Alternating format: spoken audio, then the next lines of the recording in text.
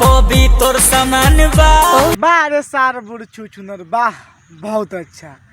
चोली के भीतर पवित्र सामान बा। ए भैया तलार पे तकता रह जब पवित्र सामान बा तो जा अनाज दो सारता नहीं। आगे बोलो तो क्या हाल बा भाई। आज हम फिर से प्लाई कैले बनी bullet Raja and Ritesh Lal Yadav. भाई आज के वीडियो बहुते गाड़ फाड़ बा। ऐसे कहना चाहते हैं कि वीडियो को पूरा देखो बहुत मजा आई। तो वीडियो बना के बस एक ही मकसद बा, एक ही मकसद है आप सभी को दिल से हंसाने के लिए, ना किसी को दिल को ठेस पहुंचाने के लिए। तो वीडियो को पूरा देखम और देखला के बाद में भूल जाओ। तो बिना कोनो लाल सुन के आज के वीडियो स्टार्ट करता नहीं। बारे तारा बहनी के लहंगा उठा के प्रणाम करी वाह बहुत अच्छा। वही पर ध्यान लागल बा। देखा तारा भाई लोगन सारा पपिया इंसान के भौजी के चोली पर भैया के ध्यान लागल बा। एगो काम कर भैया ऐसे आके मत बोला। भौजी के काली घाट के गुफा में पेल के मुँह आ दा हमें कोनो दिक्कत नहीं के, लेकिन आके सामने से बोल बनू हम पटक गान मार ले कोनो ना बोली। कौन के पापा भइला तोर बहिन चोदो लइकवा के पापा भइला। अरे भौजी तो से का हो गल, लइका के पापा तो सब कोनो बनला हमो बनल बानी तो में दिक्कत का बा। तू का चाहता रू कि लड़का के पापा बन गइलन ताके ना पेलस। ए भैया छोड़ दो तू दूसरा लेके आओ ओके लीह एक छोड़ दो ना दी तो ना छोड़ एक छोड़िए दो।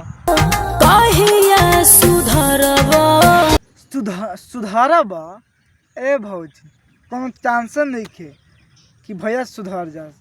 काहे कि मतलब लड़का के जात में कूता होखेला कितनो पहली लेकिन उनका मन ना भरे। जैसे में हमरे के देख ले हम कितनो लिए लेकिन हम मन ना भरेला। अब तू हमरा कहबे कि अपने सुधर जाई तो हम लाम में सुधरम, हम ना सुधरबू। तू सुधर जाबे लेकिन हम कबो ना सुधरम। अच्छा सरिया सड़कते ही हाल बा तार कहे के मतलब का बा। ना भौजी हमें के साफ साफ खोल के बताओ तार कहे के मतलब का बा कि तहार भत्ता जब तहार साड़ी खुलता तब पटा के पेल देता कि मुठ मार के गिरा देता। हमारे सबसे बताओ ना तारा बहिन चोदो ना सुन तारा भालो केंती कहती है यार कि सरिया खुलते ही हाल बा अच्छे ना सड़कते ही हाल बा। अच्छा भौजी बताओ और आगे तू का कहल चाहता आगे खोल के बता। पटाक के पेल दीहन और क्या करीहन झाट थोड़े छिलिहन। तार बहिन चोद प्यार से भौजी मनावती है भैया के लागता कि कोई ले ही नहीं के ना भाई केंद्री कहती हो कि सरिया सड़कते ही हाल बा तो खुल जाई तो का करबा। लागता भौजी पहली बार देती है आ पहली बार ऐसे करती है वैसे बोलती है। अरे भौजी हमें पता बा पहले दे के तो हेते तक करवा लेल बारू अब सती सवित्री बनता रू पटक के पेल दम हगिए देबू। हाँ अब सुनो का कहत रहा भैया कि हमरो खियाओ नीचे वाला।